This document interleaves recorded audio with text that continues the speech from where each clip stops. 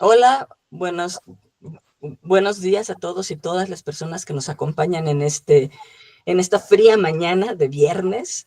Vamos a iniciar con nuestro seminario de servicio social y tesis CETEGNA, y hoy tenemos como invitada a la doctora Frania Pfeffer Burak, y pues ella es miembro distinguido de nuestra Academia de Nutrición y Salud del plantel de Cuautepec, y pues esta vez nos viene a platicar de un tema que es muy importante para los estudiantes de nutrición, pero también para todas las personas que pues estamos en este planeta sujetas a la pérdida de líquidos, ¿no? Entonces, doctora, le dejo la palabra y le agradezco mucho su presencia. Pues muchas gracias a usted. De hecho, quiero agradecerle por haberme invitado a compartir este tema tan interesante con ustedes. Y bueno, pues básicamente el tema que voy a tratar hoy es la hidratación y el ejercicio físico, aunque voy a tocar algunas generalidades de la hidratación, sin ahondar demasiado por cuestiones de tiempo. Posteriormente entraré en materia en cuanto a la hidratación y el ejercicio físico. Tocaré algunos mitos y las realidades alrededor de estos mitos con relación al agua y la hidratación, y por último les daré algunas conclusiones. Entonces, bueno, pues el agua es sumamente relevante, es el constituyente mayoritario del cuerpo y va a representar más de la mitad del peso corporal en la mayoría de las personas. Al ratito les voy a comentar por qué les digo que en la mayoría de las personas y no en todas. Vamos a depender del agua para sobrevivir, y cuando no estamos adecuadamente hidratados, se van a ver afectadas todas las células, órganos y sistemas del cuerpo. De hecho, el agua se considera el solvente universal, dado que la mayor parte de las sustancias se pueden disolver en ella, no todas, pero la mayor parte. Va a estar involucrada en la mayor parte de las reacciones del cuerpo, ya sea como parte de la reacción o como producto de las mismas. Nos va a ayudar a transportar los nutrimentos hacia las células y las sustancias de desecho hacia afuera del cuerpo, favoreciendo la circulación. Y bueno, estas cuestiones están muy relacionadas con el ejercicio físico, como son que nos va a ayudar a regular la temperatura corporal, le va a dar flexibilidad y la elasticidad a los tejidos, así como que nos va a ayudar a amortiguar impactos. Además, va a estar involucrada en la regulación del pH del cuerpo, así como la conducción de impulsos nerviosos, que esto es muy relevante también para la cognición. A pesar de la importancia del agua, nos cuesta trabajo encontrar información de ella en los libros de nutrición, y encontrar una definición de la palabra hidratación pues no es tarea fácil. Se podría decir que es el proceso fisiológico de absorción de agua por parte de las células, tejidos y órganos del cuerpo. También utilizamos la palabra hidratación en el contexto del balance hídrico o de la euhidratación o hidratación adecuada, que va a ser el resultado del equilibrio entre el consumo de agua y las pérdidas de la misma. Así, el consumo de agua va a estar dado principalmente por las bebidas, que van a cubrir entre el 60 al 70% de nuestras necesidades de agua. En segundo lugar, va a estar el agua contenida en los alimentos, que va a aportar entre el 20 al 30% de nuestras necesidades de agua.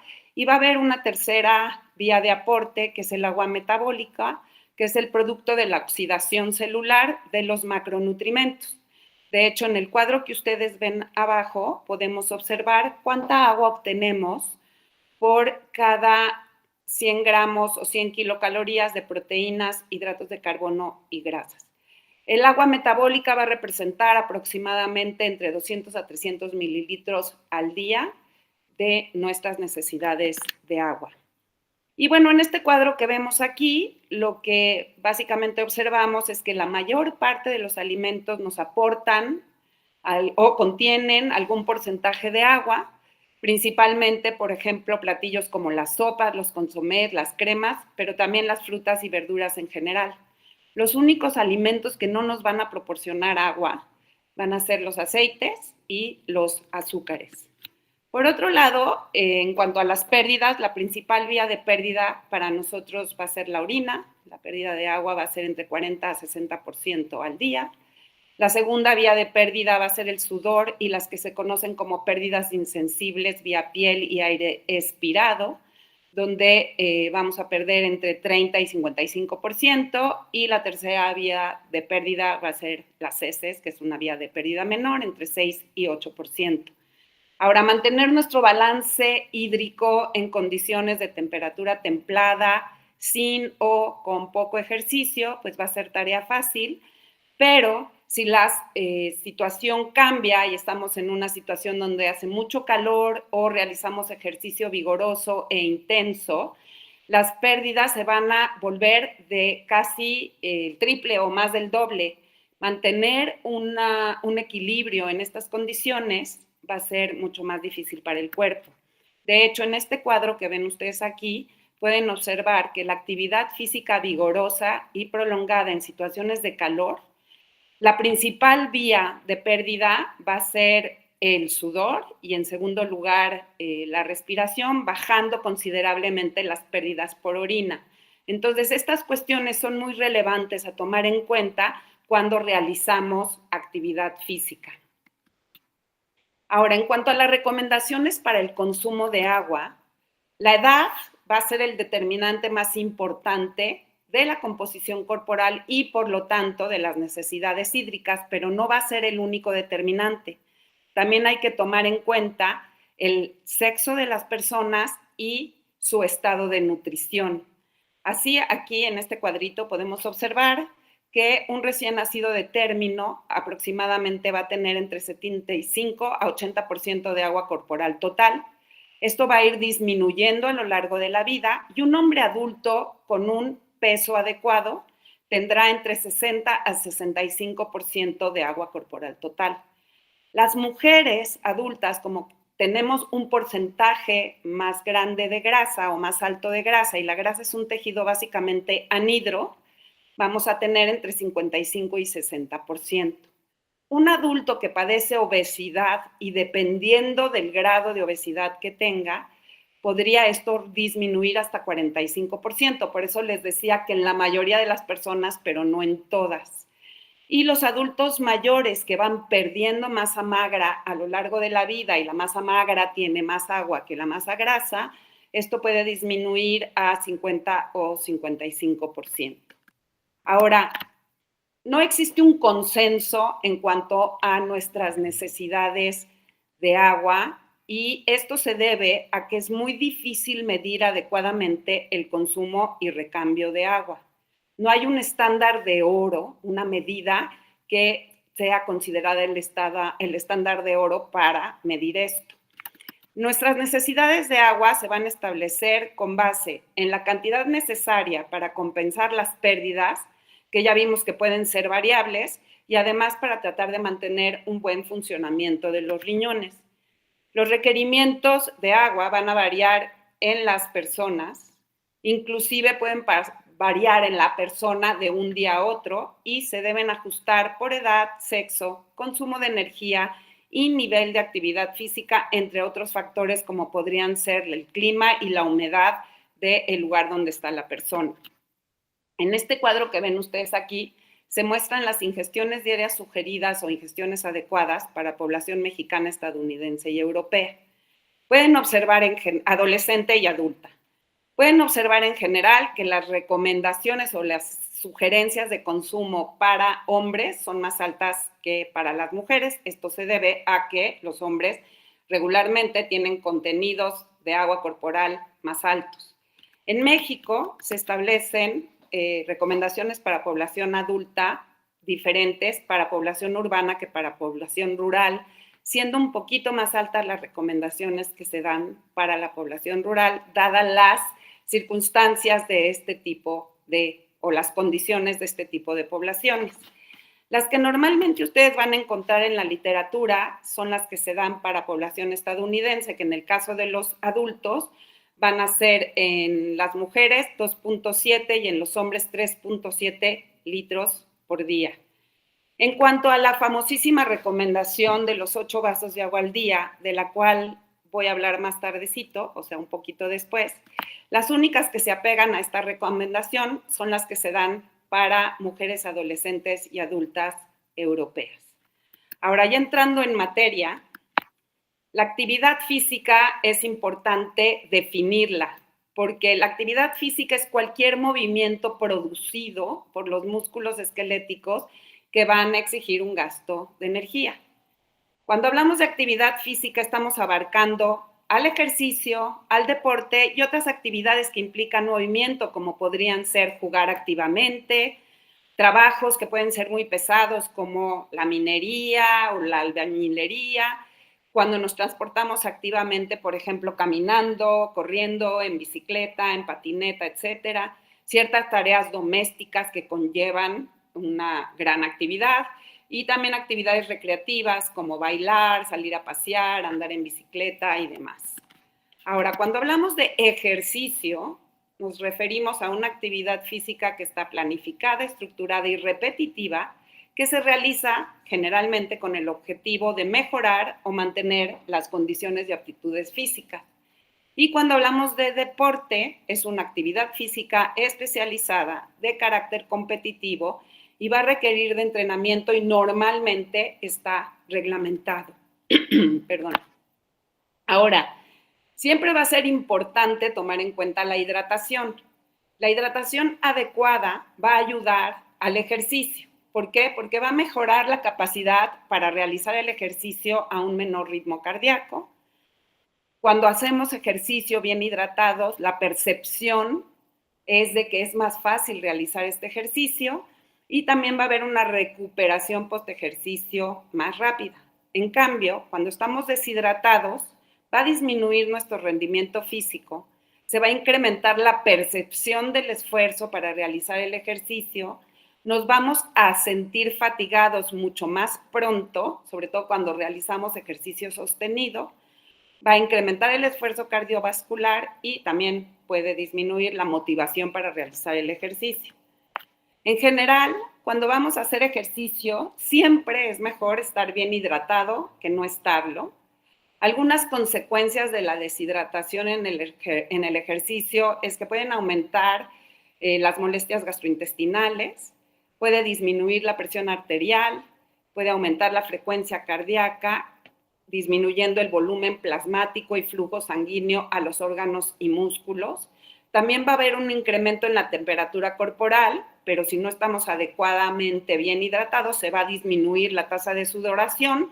Esto puede generar una incomodidad térmica, puede hacer que disminuya el rendimiento físico y mental. También va a aumentar la glucogenólisis muscular y hepática, disminuyendo la síntesis de glucógeno. Entonces, el consenso científico actual es el que dice que el rendimiento físico aeróbico disminuye con una disminución de 2% o más del peso corporal por pérdida de agua. Entonces, la deshidratación inducida por el ejercicio va a disminuir el volumen plasmático, como podemos observar en este gráfico, con una disminución en la función cardiovascular, un aumento en la osmolaridad del plasma, con un aumento en la temperatura corporal. También va a aumentar la sed y va a disminuir nuestro estado de ánimo, va a incrementarse el uso del glucógeno muscular. También va a aumentar la sensación del rendimiento para realizar el ejercicio y va a haber un deterioro en el rendimiento de la resistencia. En cambio, no existe un consenso en cómo impacta la deshidratación en el rendimiento físico anaeróbico. Existen estudios que dicen que la deshidratación de hasta 3 a 5% de pérdida de peso corporal por pérdida de agua no parece tener impacto en el rendimiento anaeróbico o la fuerza muscular. Sin embargo, hay otros estudios que han encontrado que pérdidas de 3 a 4% del peso corporal por pérdida de agua sí reduce la fuerza muscular, la potencia muscular y la resistencia muscular de alta intensidad. Entonces, como les decía, siempre va a ser mejor cuando vamos a hacer ejercicio estar bien hidratados que no estarlos. Durante el ejercicio se van a incrementar las pérdidas de agua corporal porque incrementa la sudoración para mantener la temperatura corporal y porque hay un aumento también de la ventilación pulmonar que produce una mayor evaporación respiratoria. Si se acuerdan del cuadrito de cómo cambian las vías de pérdida de agua. La sudoración va a ser la forma más eficaz para tratar de evitar un sobrecalentamiento corporal y las pérdidas de agua vía sudor van a variar de persona a persona y con diferentes tipos de actividades. Inclusive pueden variar en la misma persona de un día a otro. Durante el ejercicio, las pérdidas por sudor van a depender del tipo, intensidad y duración del ejercicio, la temperatura y humedad del ambiente donde se realiza este ejercicio, la ropa que utilizamos, el peso y la superficie corporal de la persona, qué tan aclimatado está y qué tan bueno es su entrenamiento y su eficiencia metabólica. Las pérdidas de sudor durante el ejercicio pues pueden ser muy altas y muy variables. Pueden ir desde 400 mililitros por hora hasta 2 litros por hora. Ahora, el sudor no solo contiene agua, el sudor también contiene electrolitos. Entonces, cuando se pierde agua vía sudor, también se pierde sodio, potasio, calcio, magnesio y cloro. Entonces, estos electrolitos deberían de ser reemplazados y sobre todo cuando el sudor es excesivamente salado, esto puede generar una hiponatremia, que son concentraciones de sodio bajas circulantes. La hiponatremia sintomática empieza a ocurrir cuando el sodio en plasma está por debajo de 130 milimoles por litro aproximadamente. Los síntomas no son tan graves, sin embargo son muy molestos. Esto puede generar dolores de cabeza, vómitos, edemas de manos y pies, inquietud, una sensación de fatiga excesiva, confusión, desorientación e inclusive disnea o dificultad para respirar. Ahora, mientras más bajo sea el sodio circulante y más prolongada sea la hiponatremia, esto puede conllevar riesgos más graves, como son el edema pulmonar, la encefalopatía por dilución, un incremento en la presión intracraneal, convulsiones, coma, paro respiratorio e inclusive la muerte de la persona. Algunos factores de riesgo para hiponatremia asociada al ejercicio incluyen pérdida excesiva de sodio corporal total, cuando se realizan ejercicios, sobre todo por tiempos muy prolongados, como son carreras muy largas como maratones o triatlones, y el abuso de bebidas hipotónicas, que son bebidas que no aportan suficientes electrolitos, especialmente sodio. La bebida hipotónica por excelencia, como les mencionaré más tarde, es el agua simple o el agua sola. Los primeros casos de muerte por sobrehidratación o hiponatremia fueron detectados en los 80s del siglo pasado en competidores en eventos de resistencia de más de 4 horas, que sufrieron un desequilibrio hidroelectrolítico debido a un incremento en el consumo de agua y una disminución en el consumo de sodio. Esto se conoce como intoxicación por agua y si no se corrige con la administración de soluciones salinas para recuperar el equilibrio, puede resultar inclusive en la muerte de las personas. Son aquellos maratonistas, por ejemplo, que llegan a la meta y básicamente caen muertos. El estado de hidratación de un individuo durante el ejercicio va a depender de su capacidad de adaptación a factores como son la temperatura y humedad del lugar en donde se ejercita, tipo, intensidad y duración de este esfuerzo físico y también a características personales como son su composición corporal y eficiencia metabólica. Es importante mencionar que la hidratación es algo que se entrena. No solo el entrenamiento físico es entrenamiento, sino que la nutrición y la hidratación de las personas que realizan ejercicio también se debe de ir entrenando. Ahora, en cuanto a otro factor que es muy importante, el ejercicio no solo requiere un trabajo musculoesquelético y cardiopulmonar adecuado, esto es muy relevante, pero también se debe tener la concentración mental necesaria para realizar el ejercicio y establecer estrategias y tomar decisiones adecuadas.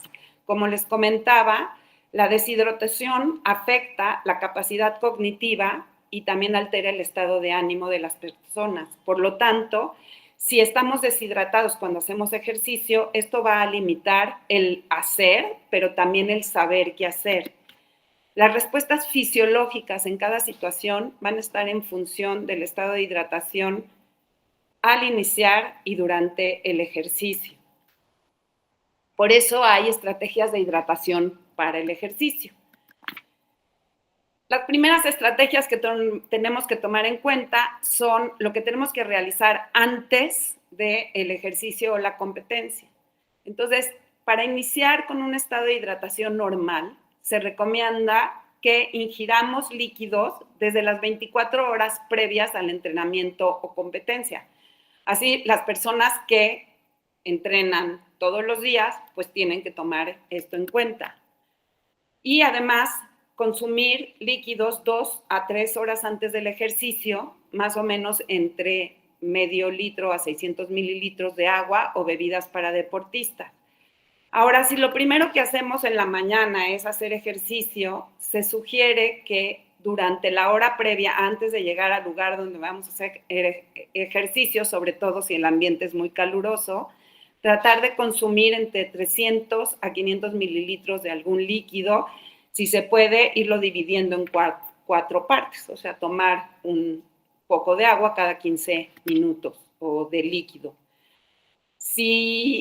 También se sugiere añadir sal a las bebidas o comer alimentos salados porque va a ayudar a la retención de líquidos, sobre todo si hace mucho calor. Ahora, durante el ejercicio o la competencia hay que prevenir deshidratación, o sea, que haya pérdidas de más de 2% del peso corporal por pérdida de agua. Ahora, estas recomendaciones, estrategias, pues van a depender del ejercicio que hace el individuo. Pero bueno, la reposición de líquidos debe aproximarse a la tasa de sudoración calculada del deportista y no ser excesiva. Y bueno, se encuentran diferentes recomendaciones. Existe la recomendación de que el deportista ingiera de 200 a 300 mililitros de agua o de alguna bebida cada 10 a 20 minutos, dependiendo la duración del ejercicio. Y también otra recomendación es que se puede ingerir entre 6 a 8 mililitros por kilogramo de peso corporal por hora de ejercicio. Esto está más personalizado. Y esto equivaldría más o menos, dependiendo del peso de la persona, 400 a 560 mililitros por hora de ejercicio de alguna bebida cada 10 a 20 minutos. Ahora, si la actividad física es vigorosa, prolongada y la temperatura donde se realiza es muy elevada o se produce sudor muy salado, pues se necesitan reemplazar los electrolitos durante el ejercicio para evitar hiponatremia. Ahora, la hidratación posterior al ejercicio o la competencia también es importante, por lo que debemos de buscar nuevamente un adecuado estado de hidratación o recuperar las pérdidas. La hidratación posterior al ejercicio lo que busca es dar agua, electrolitos y también recuperar el glucógeno muscular. El contenido de hidratos de carbono y electrolitos puede ser primordial, pero se debe de individualizar. Dependerá del individuo que realizó el ejercicio. Y bueno, para todo esto existen diferentes tipos de bebidas. Yo voy a hablar principalmente de 4.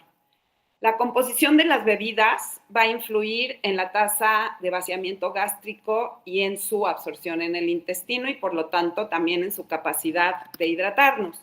A mayor osmolaridad y contenido de energía de una bebida, el vaciamiento gástrico será mucho más lento y esto va a limitar la entrada de agua y electrolitos al intestino.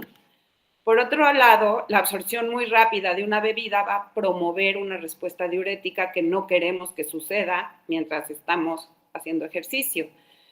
Entonces, por eso es importante la presencia alta de concentraciones de electrolitos que pueden retrasar estas pérdidas urinarias de agua o esta respuesta diurética.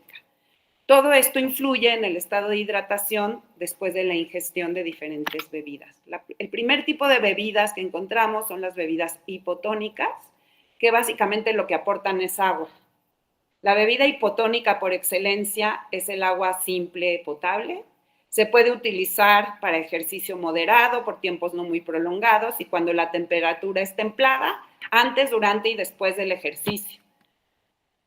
Por otro lado, el segundo tipo de bebidas son las bebidas isotónicas, las muy famosas bebidas para deportistas, que tienen concentraciones de solutos similares al plasma.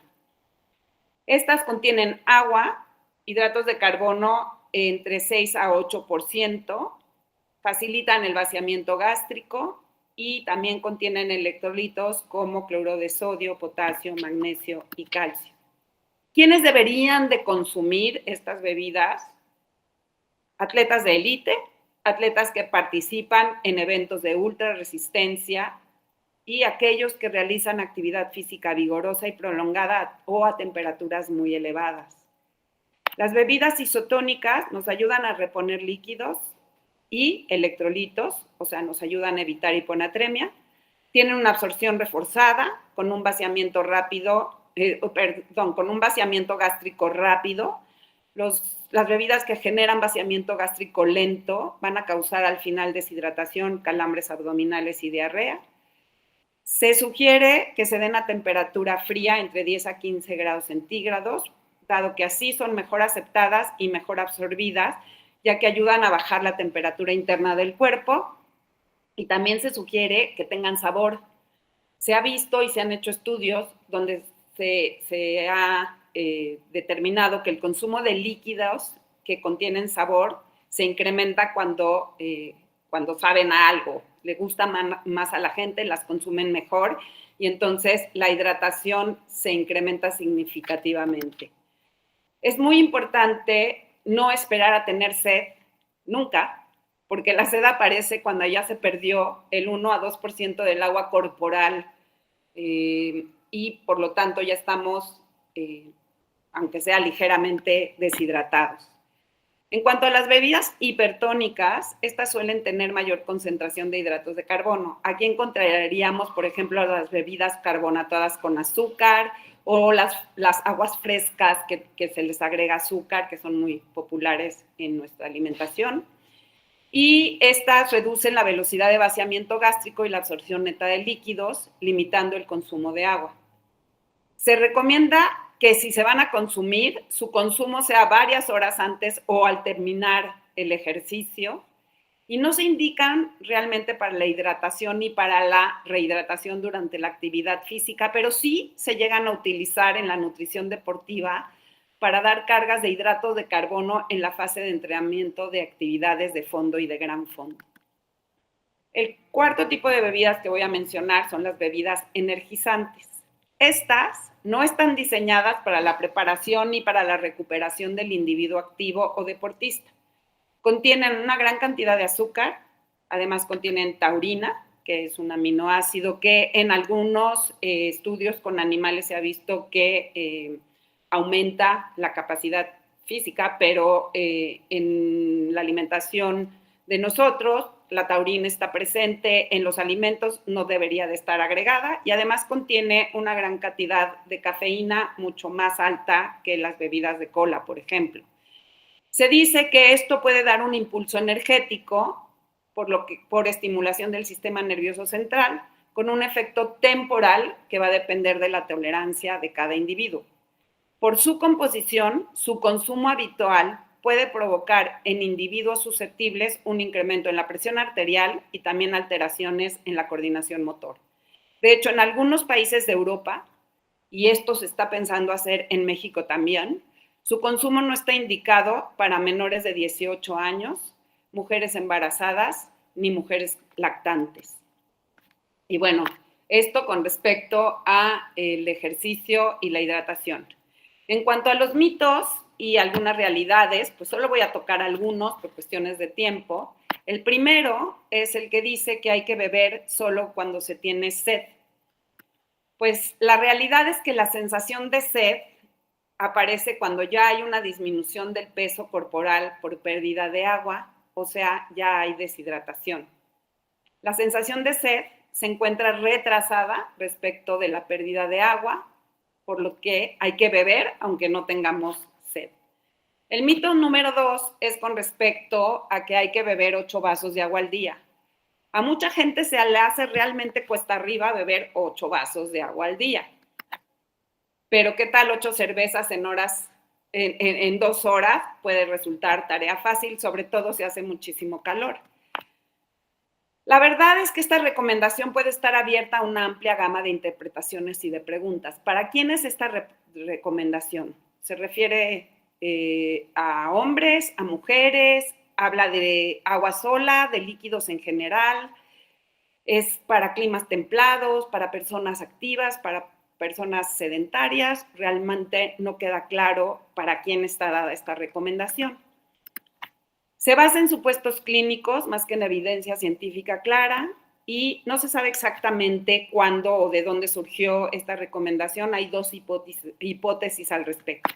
La primera es que el doctor Ster, que era un nutriólogo y experto en el tema de la sed, en 1974, en una publicación que hizo, mencionó que la cantidad de líquidos que debería de consumir un adulto promedio debería de ser de alrededor de 6 a 8 vasos de líquidos en 24 horas y que estos líquidos podrían ser agua, café, té, leche, refrescos, cervezas, etcétera. Inclusive menciona que las frutas y las verduras también son buenas fuentes de agua. Y aunque sí obtenemos agua de diferentes líquidos y de las frutas y las verduras, entre otros alimentos, no existe ninguna referencia en este escrito del doctor Ster que apoye esta recomendación. Parece más que nada ser una opinión personal del doctor.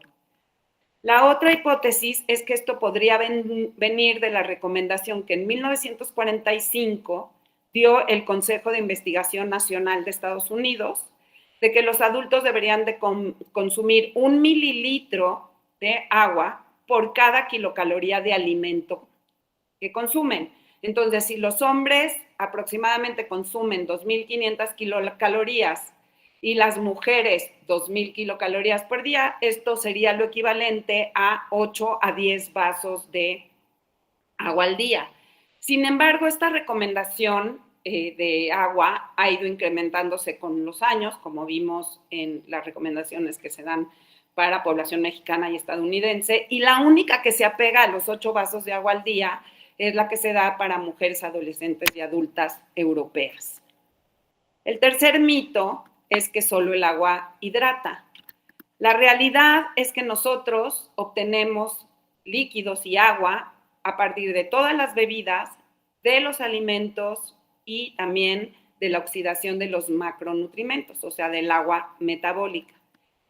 Y con relación a esto, un grupo de investigadores ingleses en 2016 se dio a la tarea de hacer un estudio para tratar de determinar el balance hídrico y establecer un índice de hidratación al consumir diferentes tipos de bebidas.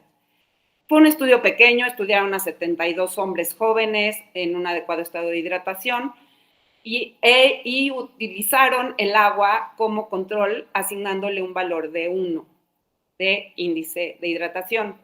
Las otras bebidas que estudiaron fue agua mineral, un refresco de cola con azúcar, uno de dieta, una bebida para deportista, suero oral de rehidratación, jugo de naranja, cerveza, café caliente, té caliente y frío, leche entera y leche descremada.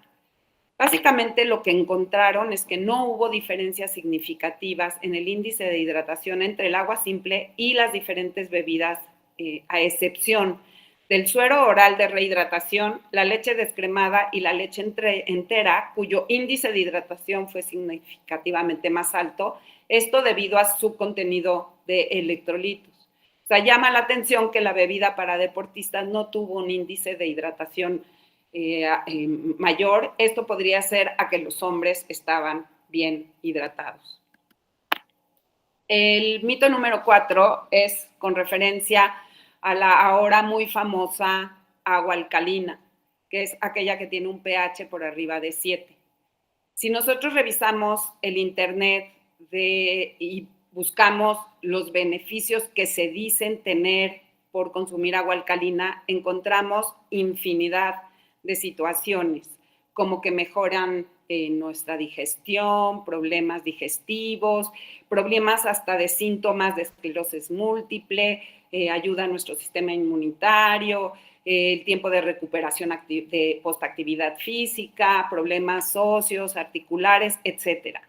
Ahora, estos beneficios, según dice el Internet, se basan en que neutraliza el ácido del cuerpo y promueve una mejor circulación de la sangre. La realidad es que el pH de nuestro cuerpo está regulado por un sistema buffer, por nuestros pulmones y por nuestros riñones, no por lo que consumimos en la dieta. Por lo tanto, muchas de las cualidades atribuidas al agua alcalina se podrían conseguir al mantener un adecuado estado de hidratación utilizando agua, cualquier tipo de bebida o inclusive alimentos con alto contenido de agua, como son las frutas y las verduras. De hecho, el agua alcalina y los dispositivos que sirven para alcalinizarla son bastante caros.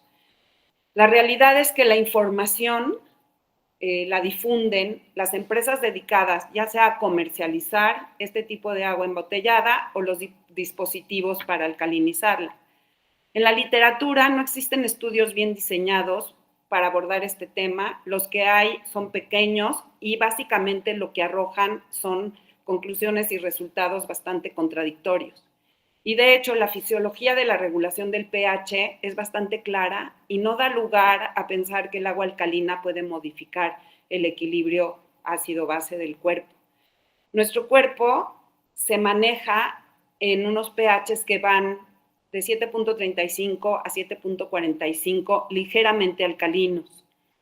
Si están un poquito por arriba de esto, caeríamos en una alcalosis respiratoria o metabólica. Si están un poquito por abajo, caeríamos en una acidosis respiratoria o metabólica. Muy por arriba, muy por abajo de esto, simplemente se genera la muerte. Entonces, si nuestros riñones y nuestros pulmones funcionan bien, tenemos que tratar de dejar de alcalinizar nuestro cuerpo, porque simplemente esto es regulado por los riñones y los pulmones, no por ninguna otra fuente externa. El mito número 5 es que el agua de coco hidrata mejor. La realidad es que en tanto el agua de coco como el agua simple y las bebidas para deportistas pueden preservar el balance neto de líquidos.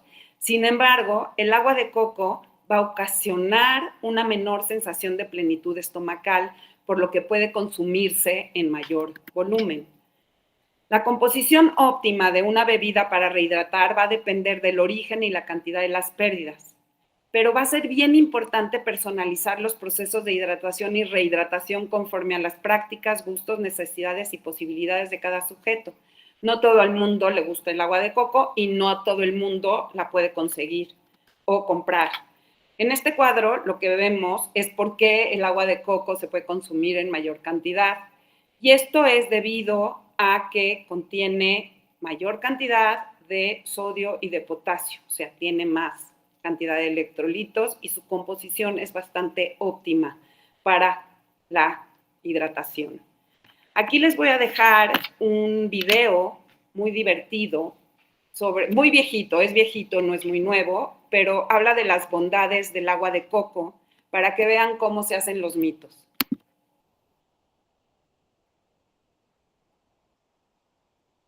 Este lado está el agua de la que tanto le han hablado y no se ha animado, el elixir de la vida. Este lado está el agua milagrosa, limpia la vista, agudiza los reflejos, calma las ansias, limpia el riñón, atiranta el nervio, desinflama los tendones, ayuda a la circulación de la sangre, controla el diabetes, mata el cáncer y atonta el SIDA. Adelgaza, rejuvenece, embellece, tonifica los músculos, quita las impurezas de la cara, recorre la cutícula para manicures y pedicures, que siente la vista cansada, el pulso tembloroso, que las piernas lo traicionan, exceso de colesterol, gastritis, artritis, colitis, hepatitis. Por este lado está el agua con la que alimentaron a Miss Universo 2010. El agua con la que Diego Rivera conquistó a Frida Kahlo. El agua con la que la gaviota llegó a la presidencia.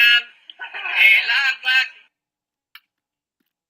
Y así se hacen los mitos. Y bueno, ya para concluir, obtenemos agua de bebidas, alimentos y metabolismo de macronutrimentos. Esas son nuestras fuentes de agua. Los requerimientos de agua van a ser variables y los vamos a tener que ajustar por edad, sexo, consumo energético, condiciones fisiológicas y nivel de actividad física, entre otros factores. La deshidratación va a disminuir el rendimiento físico, sobre todo el rendimiento físico aeróbico. Es importante la correcta hidratación antes, durante y después de realizar ejercicio. Va a ser muy importante personalizar los procesos de hidratación y rehidratación conforme a las prácticas, gustos, necesidades y posibilidades de cada sujeto. Para determinar el tipo de bebida y la frecuencia de consumo, se deberá de tomar en cuenta las características individuales de la persona, el tipo, intensidad y duración de la actividad física que realiza y las condiciones ambientales como de clima y humedad. Hay que utilizar una bebida apropiada cuando realizamos ejercicio y es importante experimentar con las bebidas en la fase de entrenamiento, nunca en la fase de competencia. Y por último, la publicidad y la mercadotecnia han exagerado los beneficios terapéuticos del agua alcalina. Les dejo con estos 3 enunciados que nos habla del agua, que incluyen al agua. En primer lugar, Leonardo da Vinci menciona que el agua es la fuerza motriz de toda la naturaleza, de ahí su importancia. También el escritor inglés W.H. Auden menciona que miles de personas han sobrevivido sin amor, pero ninguna sin agua. Y en cuanto a los conocimientos que tenemos de este y muchos otros temas, como decía Isaac Newton, lo que sabemos es una gota de agua, lo que ignoramos es el océano. Muchísimas gracias. Muchas gracias, Frania. Muy interesante, muy ilustrativa y muy simpático además el video, ¿no? Y ahorita ya me convenció con lo del pedicure y del manicure, ya voy por mi agüita. Sí, verás, ya, yo también ya voy corriendo por mi agua de coco. Sí, no sé por qué nos hemos perdido tanto tiempo en otra cosa. Le dejo la palabra a la doctora Rubicelli, que había alzado la mano. No sé si alguien más tenga preguntas. Ay, alcé la mano porque quería poner unos emoticones, pero aprovecho la palabra entonces, Frania. Muchas gracias por compartirnos este tema tan importante que, aunque fue un enfoque más hacia el ejercicio, creo que no hemos visto la importancia que tiene en el diario vivir el estado de hidratación. Y a veces un malestar de cabeza o el no me siento al 100, me siento desanimado, tiene que ver con el estado de hidratación.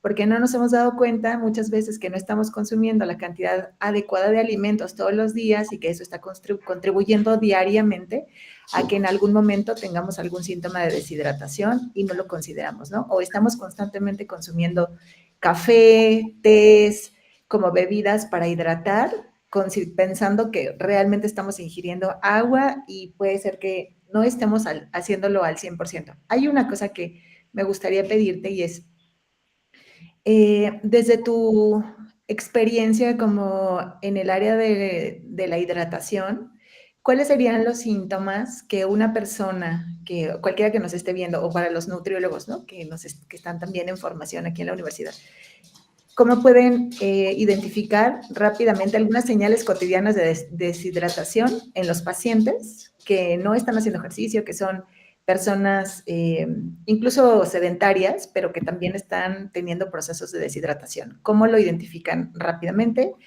Y bueno, eso. Y bueno, otra vez agradecerte la participación. Bueno, una forma fácil, rápida y muy barata, o sin tener que incurrir en situaciones más allá de hacer análisis para ver densidad, cuestiones así, es la cantidad y color de nuestra orina. O sea, la gente no se fija en eso, pero cuando estamos deshidratados, orinamos mucho menos y nuestra orina es de un color mucho más oscuro, se oscurece. Cuando estamos bien hidratados, nuestra orina es clarita, es un amarillo clarito, huele poco y es en mayor cantidad. Entonces, una manera fácil de tratar de saber cómo está nuestro estado de hidratación es eso, utilizando, o sea, la gente más o menos sabe cuántas veces va a orinar al día y el color de su orina. Les puedes preguntar si han detectado si están orinando menos y si su orina es más oscura. Eso de veras es una forma muy fácil de saber cómo estamos. O sea, sí hay síntomas que son claros, así como que te levantas y de repente te sientes como que te mareas, el dolor de cabeza, el desánimo, que te cansas más y más rápido, pues, por ejemplo, al subir una escalera o alguna cuestión así. Pero de veras, el color de la orina y la cantidad puede ser una forma fácil de saber esto. Sí, muchas gracias, Fran. Lo digo porque a veces, bueno, no sé si les ha pasado, pero hay personas que constantemente están viviendo en deshidratación y van al cardiólogo porque tienen algún problema asociado a la dificultad para respirar o porque baja su frecuencia cardíaca mucho. Entonces, creo que es algo que deberíamos seguir promoviendo, que es la vigilancia y de una hidratación adecuada en todas las personas. Sí, yo creo que algo que le podemos sugerir a todas, por ejemplo, si vemos pacientes y demás, sí es el consumo de por lo menos pues 2 litros de agua, por lo menos. Ya vieron que la recomendación es más alta. Realmente para mujeres es 2.7, para hombres 3.7, eso es lo que se recomienda. Pero por lo menos que sí traten de consumir 2 litros de agua sola. Ya el resto de los líquidos van a llegar por otros medios y de otra forma, pero por lo menos eso. Y lo que pasa es que de veras no nos enseñan desde chiquitos a consumir agua sola. No nos gusta. Nos gusta el agua que tenga saborcito, que tenga azúcar. En México tomamos muchísimas aguas frescas que sí son deliciosas, Pero bueno, a esto deberíamos de sumar el tratar de enseñar a nuestros niños lo rica y lo buena que es el agua sola. Y no lo hacemos. Entonces sí es muy importante como dar ese consejo en cuanto al consumo de líquidos. Sí, Mari. Sí, a mí me parece que este tema de que estemos pendientes de la cantidad y características de la orina que tenemos debe de ser algo que también se tiene que enseñar, ¿no? Porque no solamente en el tema de la hidratación, sino de la detección de algunos otros problemas, ¿no? Y además esta idea de que mientras más tiempo nos aguantemos las ganas de ir al baño, mejor, ¿no? Entonces, bueno, ahí hay como varias cosas que hay que tratar, ¿no? No está bien y no se recomienda, sobre todo por las infecciones en vías urinarias, pero hay otras razones también. A mí me gustaría que además de esto nos pudieras comentar, por ejemplo, en niños pequeños y en adultos mayores, ¿no? Que cuando los vemos deshidratados es que ya están muy deshidratados, pues como qué cosas podríamos ver también, ¿no? Pensando en las recomendaciones que se les dan a las mamás, por ejemplo, a las personas que estamos cuidando, adultos mayores, pues algunas recomendaciones que nos pudieras dar por ahí.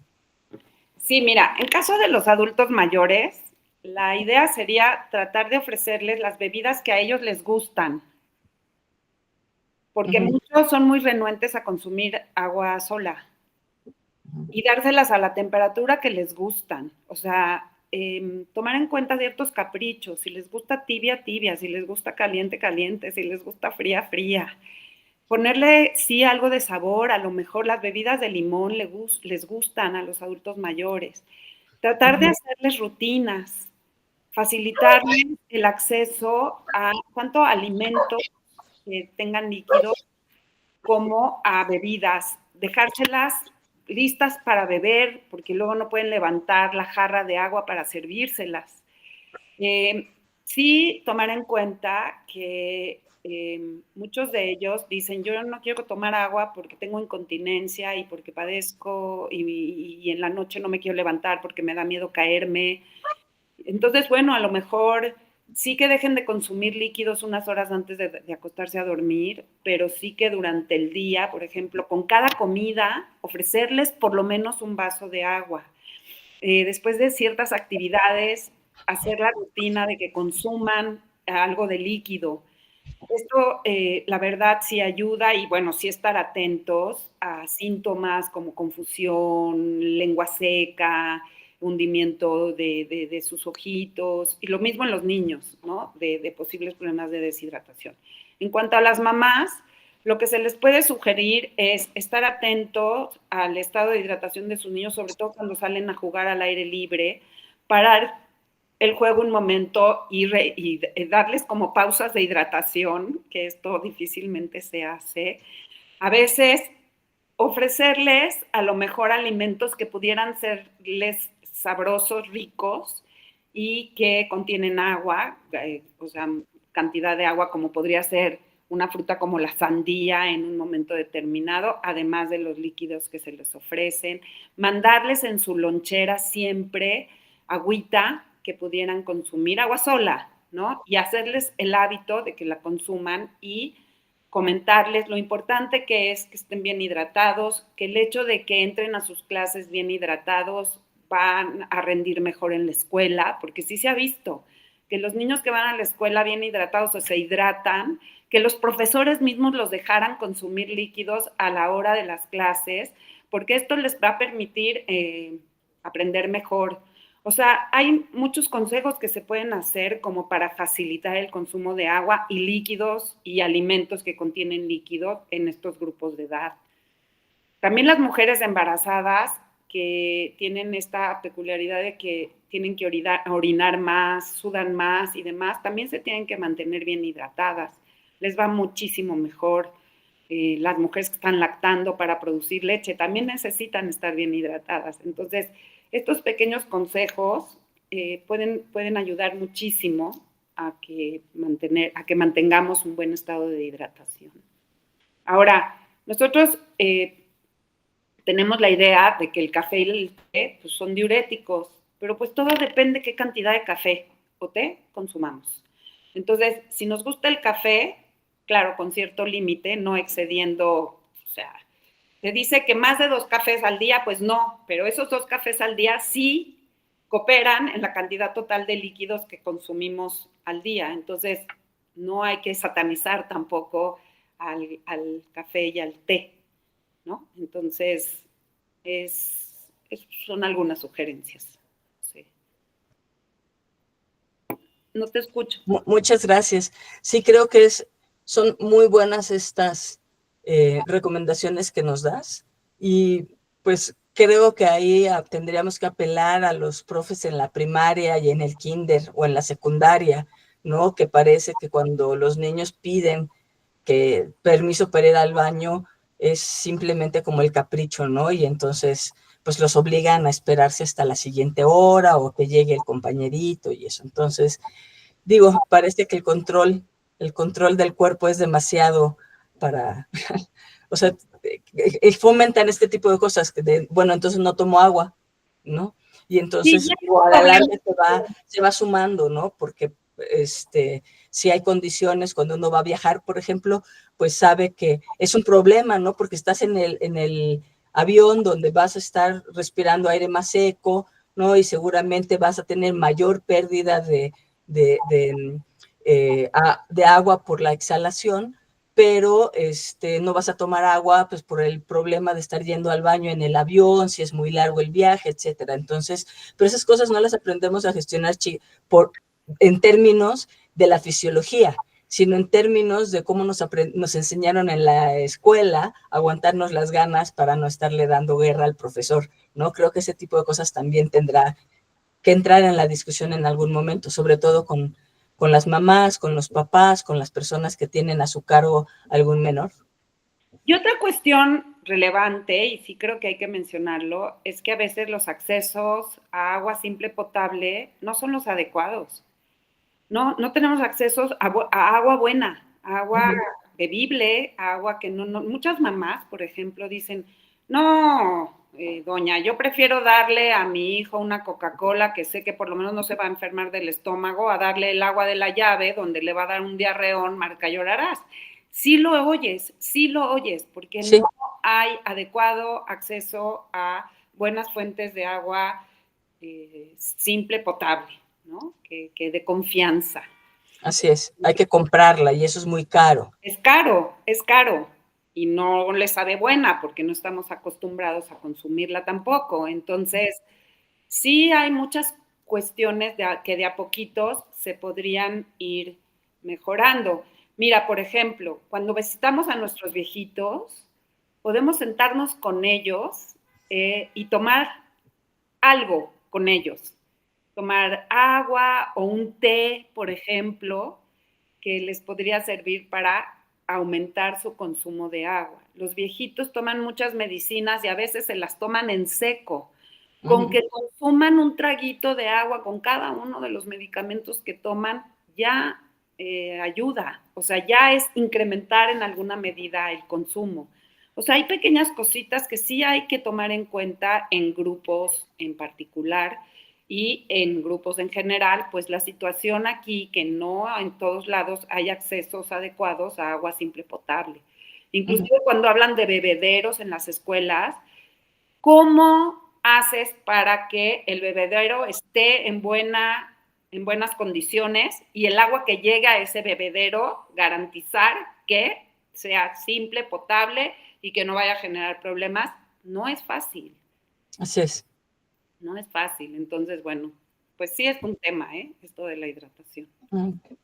Y bueno, si no hay ninguna otra pregunta, a mí me gustaría también recuperar esto que nos decías del pH, porque el pH es una de las variables fisiológicas que más usan las empresas para vender cualquier cosa que te regule el pH o para que te hagas alcalino o alguna cosa así. A mí me parece muy valiosa esta aportación que nos haces, ¿no? Porque pues hay muchos sistemas del cuerpo que están dedicados justamente a eso, a regular el pH, ¿no?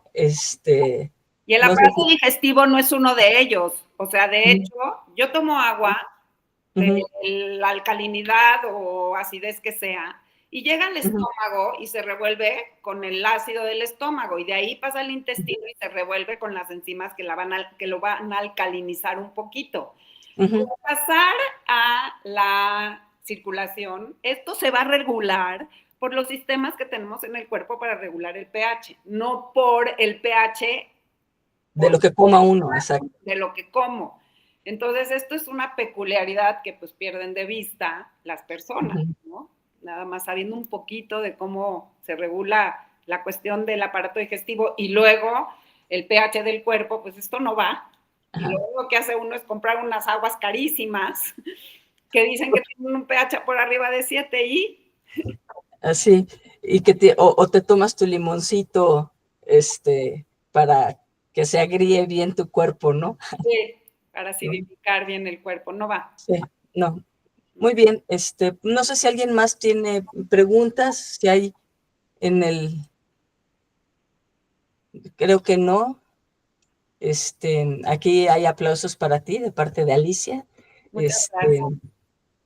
Pues te felicito y te agradezco mucho, Frania. Nos gustó mucho tu exposición y en breve estará disponible y les haremos llegar a todos la liga para que la puedan ver en YouTube. ¿Sale? Entonces, pues muchas gracias. Gracias, Fran. Gracias a ustedes. Gracias por la invitación. Me dio gusto estar por aquí.